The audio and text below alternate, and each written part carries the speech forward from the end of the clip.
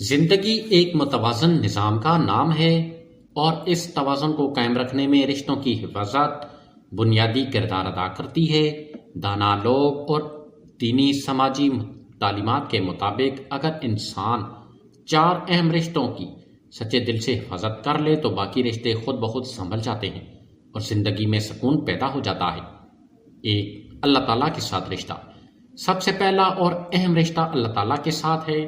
عبادت، شکر گزاری، صبر اور توکل کے ذریعے اس رشتے کو مضبوط کیا جاتا ہے۔ جب انسان اللہ سے جڑا رہتا ہے تو دل کو سکون ملتا ہے، فیصلوں میں درستگی آتی ہے اور زندگی کی مشکلات آسان ہو جاتی ہیں۔ اللہ تعالیٰ سے تعلق مضبوط ہو تو باقی رشتوں میں برکت آتی ہے۔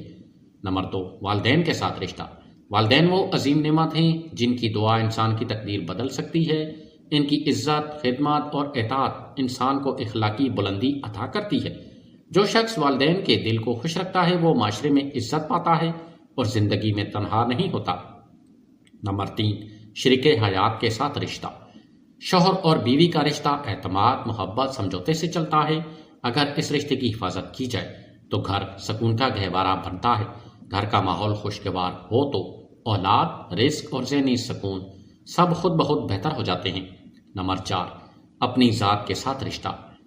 اکثر لوگ خود کو نظر انداز کرتے ہیں۔ اپنی صحت، اخلاق، کردار اور خودداری کا خیال رکھنا بھی ایک اہم رشتہ ہے۔ جو شخص خود سے مخلص ہوتا ہے وہ دوسروں کے ساتھ بھی بہتر تعلق قائم رکھتا ہے۔ خلاصہ یہ ہے کہ ان چار رشتوں کی حفاظت انسان کی زندگی میں مضبوط بناتی ہے، اور جب بنیاد مضبوط ہو تو باقی رشتے خود بخود اپنی جگہ قائم رہتے ہیں۔